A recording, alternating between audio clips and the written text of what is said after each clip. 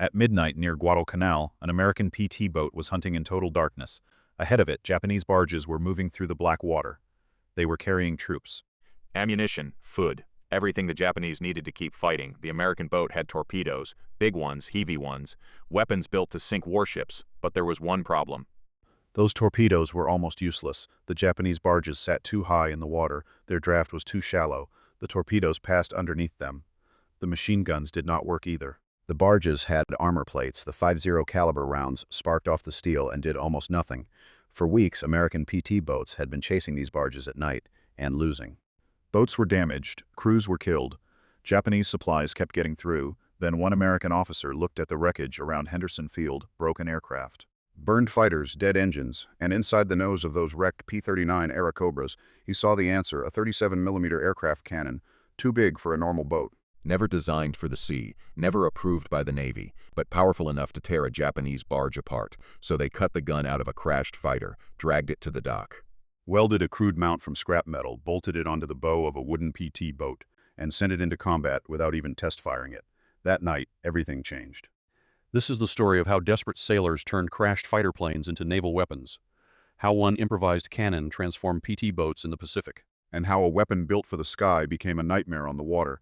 By October 1942, Guadalcanal was bleeding. The Marines had taken Henderson Field in August. But holding it was another story. Every day, Japanese aircraft attacked. Every night, Japanese ships and barges came down the waterway the Americans called the Slut. The Japanese called their night supply run something else to the Americans. It became the Tokyo Express. Diners moved fast under cover of darkness. They brought troops, ammunition, and food. When destroyer runs became too dangerous, the Japanese adapted. They used barges, smaller, slower, harder to detect. And strangely difficult to kill. These were not helpless wooden boats. Japanese Daihatsu barges could carry dozens of troops or tons of supplies. Many had machine guns. Some had armor plating. They ran low in the water, and that made them a nightmare for PT crews. American patrol torpedo boats were built around one idea: get close, launch torpedoes. Escape fast, against destroyers and larger ships, that made sense. Against shallow draft barges, it did not. A PT boat could line up perfectly, launch a torpedo, watch it run straight. And still miss. Not because the crew aimed badly, because the target was too shallow. The torpedo simply passed underneath. That was not a small problem. That was a tactical disaster. The Japanese were using the exact kind of vessel American torpedoes were worst at killing. The PT boat still had machine guns, twin .50 caliber Brownings, fast, loud, reliable. Deadly against exposed men and soft targets, but against armored barges, the bullets often failed. They hit, they sparked, they bounced, the barge kept moving. And then the Japanese machine guns fired back. For PT boat crews, this was maddening. They were fast, they were brave, they were aggressive, but they did not have the right weapon. And every night, the Japanese knew it. Lieutenant Robert Lynch had seen the pattern. He knew his boat could find the barges. He knew his crew could close the distance. He knew they had the courage to attack, but courage did not change physics. Torpedoes ran too deep. Machine guns lacked the punch. Something else was needed. Something automatic. Something explosive, something that could punch through armor and keep firing. The answer was sitting on land, at Henderson Field. The airfield was a battlefield of its own. Wrecked aircraft were everywhere. Some had burned on the runway. Some had crash-landed. Some had been shredded by Japanese bombing. Among the wreckage were Bell P-39 Airacobras. The P-39 was an unusual fighter. Its engine sat behind the pilot. A shaft ran forward to the propeller. That strange design left room in the nose for a heavy weapon, a 37mm cannon. It fired through the propeller hub. It was made to destroy aircraft and light armor. It fired explosive shells. It had a much heavier punch than a machine gun. And many of those cannons were still sitting inside wrecked aircraft. No one had touched them. They were aircraft weapons, not boat weapons. There were no official mounts. No Navy manual, no approved procedure, no paperwork that said a PT boat could carry one. But on Guadalcanal, paperwork did not stop Japanese barges. Guns did. Lynch looked at those broken P-39s and understood the opportunity. The aircraft might be useless, but the cannon was not. If they could remove it, if they could mount it. If the boat could survive the recoil, then a PT boat might finally have a weapon that could kill barges. It was not an elegant idea. It was not an approved idea. But it was exactly the kind of idea war creates. Simple, dangerous, desperate, and possibly brilliant. The first problem was getting the cannon out. That was not easy. The gun was buried in the nose of the aircraft, bolted into the structure, connected to recoil systems, feed mechanisms, cables, hydraulic lines. It was not meant to be pulled out in a hurry by sailors in the tropics, but the men did not have time for perfection. They had wrenches, cutting torches, scrap tools. and a battlefield full of wrecked aircraft. A technical sergeant who knew the P-39 helped them. He understood the cannon assembly. He knew which lines to cut, which bolts mattered. Which parts could be removed, and which parts had to stay intact. The work was filthy, hot, frustrating. Some bolts were seized, some systems were damaged. Hydraulic fluid had thickened in the tropical heat, metal had warped, parts were corroded, one gun was cracked and useless, another needed repair, but one cannon was good. That was enough to start. The men dragged it out, a heavy aircraft cannon that had been built for the sky. Now they had to turn it into a naval weapon. That created the second problem. A PT boat was not a steel destroyer. It was a fast wooden boat, light, flexible, built for speed. The hull and deck were not designed to absorb the recoil of an automatic 37mm cannon. If the mount failed, the gun might tear itself loose. If the deck failed, the gun could rip through the boat. If the recoil system failed, the men around it could be killed. But again, there was no time. Japanese barges were running every night, so the crews improvised. A machinist designed a crude pedestal mount, not with a fancy drafting room. Not with months of engineering review, with a grease pencil and scrap metal, a steel base plate, a pipe section, a rotating collar, a yoke to hold the cannon, rough welds, ugly seams. Parts salvaged from destroyed aircraft. It looked crude, because it was crude. But it only had to do one thing: hold together long enough to fight. By night, the gun and mount were moved toward the water. The cannon was heavy, the mount was rough, the road was bad. Men rowed with the weapon to stop it from bouncing loose. At the dock, PT-48 waited. Her crew had already marked the bow. They drilled through the deck by hand, slowly, painfully, hole by hole. There was no perfect equipment, no comfortable shipyard, just sailors trying to build a gunboat in the middle of a campaign. Finally, the base plate was bolted down, the cannon was lifted into place, the mount turned, not smoothly. But it turned, the gun elevated and depressed, not perfectly, but enough. The ammunition was stacked nearby, 30-round magazines, heavy, awkward, designed for an aircraft, not for a moving boat in the dark. The reload process was crude. A loader would have to grab a magazine by hand, slam it into place, and hope nothing jammed while Japanese machine guns fired back. At around 2 in the morning, PT-48 had something no American PT boat had ever carried before: a salvaged automatic aircraft cannon on its bow. It had not been tested. The mount had not been stress-checked. The crew had never fired it from a boat. Nobody knew what the recoil would do. Nobody knew if the deck would hold. Nobody knew if the gun would jam after the first burst. But they knew this: the old weapons were not enough, and the Japanese were coming again, so they went out anyway. The night patrol was dark, no moon, little visibility, calm water. PT-48 moved quietly, running at reduced speed to avoid giving herself away. On the bow, the 37mm cannon pointed forward. The gunner sat behind it, surrounded by magazines. He had fired machine guns before. He had not fired this. His instructions were simple: point, press the trigger. Change magazines when empty, and trust that the recoil system worked. Near midnight, the radar operator picked up contacts, small surface targets, moving slowly, barges. Lynch altered course to intercept. As PT-48 closed in, the shapes became visible on the dark water. Japanese Daihatsu barges, low-armored, carrying men. The exact targets that had been haunting PT crews for weeks. At 1,000 yards, the Japanese saw them. A machine gun opened fire, tracers cut across the water. The rounds fell short at first, then walked closer. Lynch did not turn away. He kept closing. The PT boat was committed now. At about 800 yards, the new cannon fired for the first time. The muzzle flash lit the bow like lightning. The gun slammed backward. The deck flexed. The mount shook. But it held. The cannon kept firing. Explosive shells crossed the water and struck the lead barge. The difference was immediate. This was not machine gun fire sparking off armor. This was heavy cannon fire. The shells punched into the barge, exploded, tore through structure. Ripped into the troop compartment. Then one round hit something that burned. Fuel ignited. Flames erupted from the center of the barge. Men jumped into the water. The barge kept moving for a short distance, then slowed, burning, broken, dead in the water. For the first time, a PT boat had found the right answer. The first magazine emptied fast. 12 seconds of fire, then silence. The loader yanked the empty magazine free, grabbed another, locketed it into place. It took only seconds. But under fire, seconds feel endless.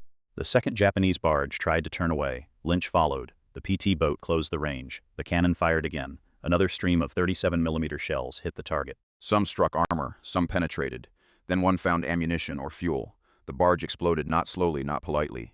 It came apart in a blast visible across the dark water. The remaining barges scattered. Now the hunters had become the hunted. One turned north, another turned south. PT-48 chose a target and pursued. The gun mount was already starting to complain. Heat, recoil, stress. The rotating collar began to bind. The gunner had to force the cannon around by muscle, but he kept firing. Japanese rounds hit the bow. One came dangerously close. Still, the cannon fired. The shells walked up the third barge. From stern to bow, the engine died, the vessel lost power. Men abandoned it. It did not fully sink right away. But it was no longer a supply boat, it was wreckage. PT-48 broke off. The results were stunning. 2 barges destroyed, 1 disabled, no American casualties, the gun had fired.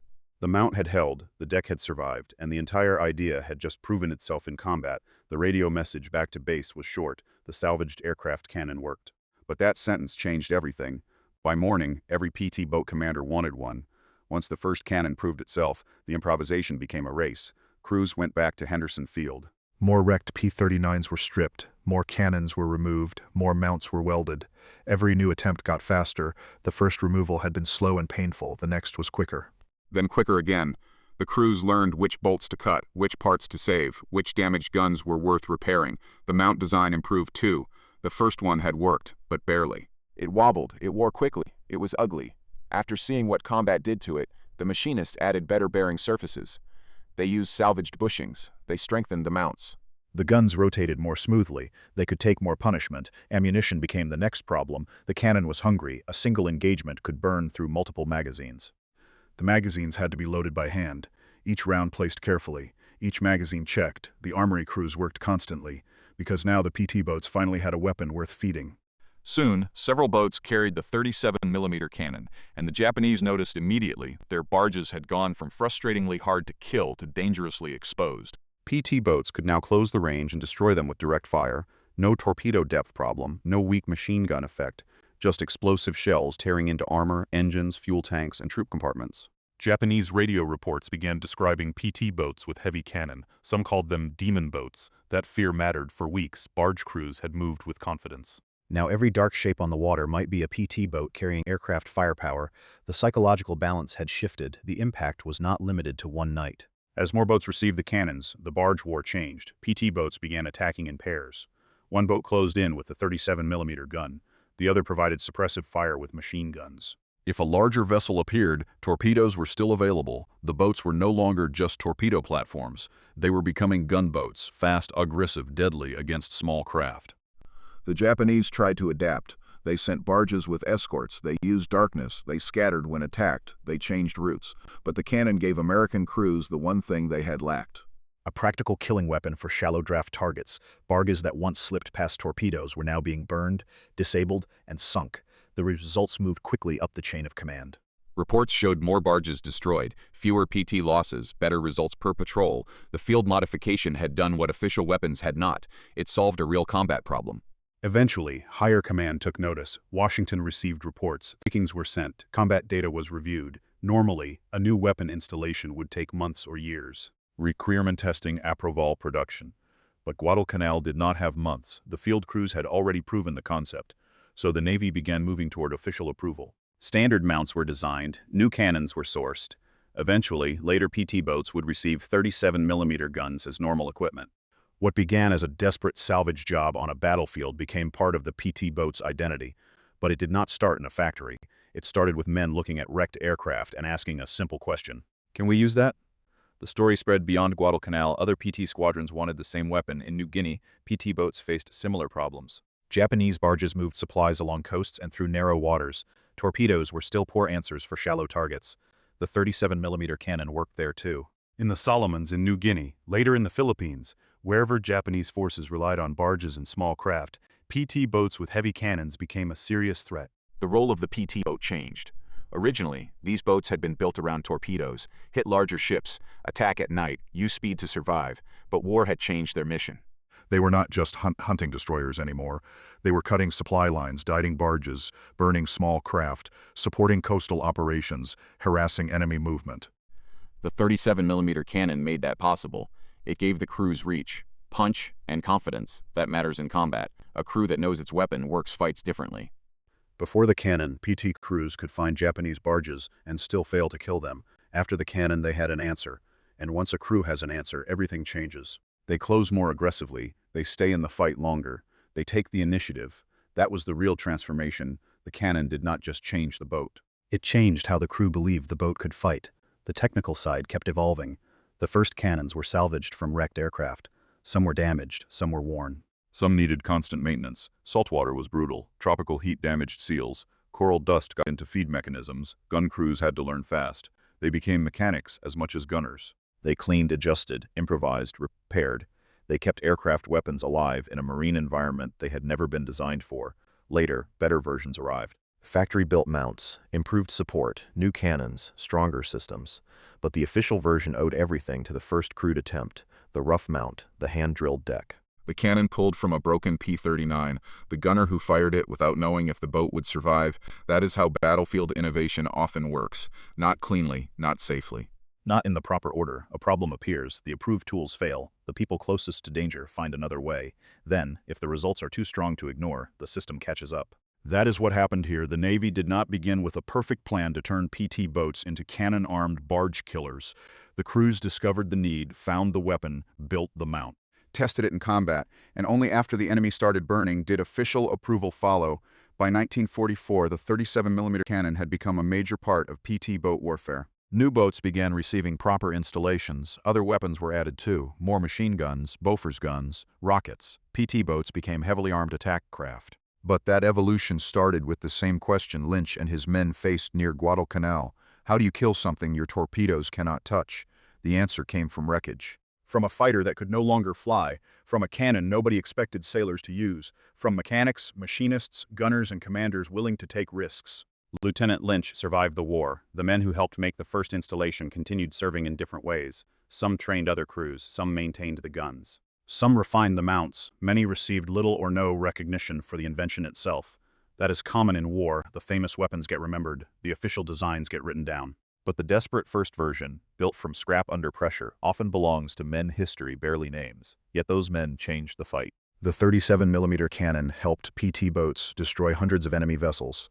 Barges, landing craft, small freighters, patrol boats. Every destroyed barge meant supplies that did not arrive. Troops that did not reinforce the front. Ammunition that did not reach Japanese defenders. Food that never made it to hungry soldiers. That is the hidden power of a small weapon. It does not need to sink a battleship to change a campaign. Sometimes it only needs to stop the boats feeding the army. The PT boat crews of the Pacific became known for speed, courage, and improvisation. They operated at night in dangerous water against larger enemies with wooden boats and gasoline engines. They did not always have the weapons they needed, so they adapted. That spirit is what made the 37mm cannon story so powerful. It was not invented by a committee. It was not created in a quiet laboratory. It came from sailors and mechanics under pressure. Men who were tired of watching Japanese barges slip through. Men who were tired of launching torpedoes that passed under the target. Men who looked at a wrecked fighter and saw not junk, but firepower. The first cannon mount was ugly, the welds were rough, the deck was uncertain, the ammunition system was crude. But in combat, it worked. And in war, that is the final test. Not how polished something looks, not whether the paperwork is perfect, not whether it follows doctrine. Does it solve the problem? Does it keep your men alive? Does it hurt the enemy?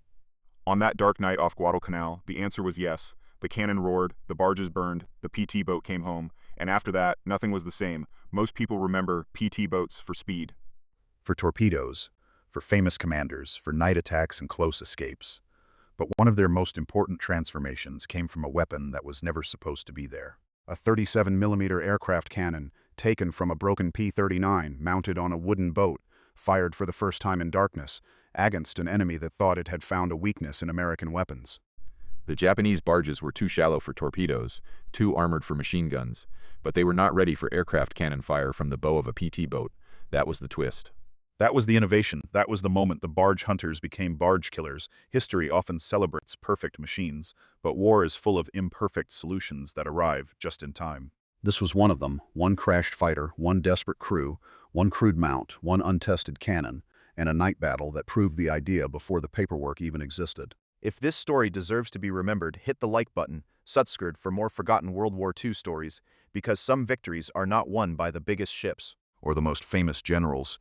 Sometimes they are won by sailors with cutting torches, mechanics with grease on their hands, and a weapon pulled from wreckage before dawn. They turned crashed fighters into naval guns, and with that, they changed the war on the black waters of Guadalcanal.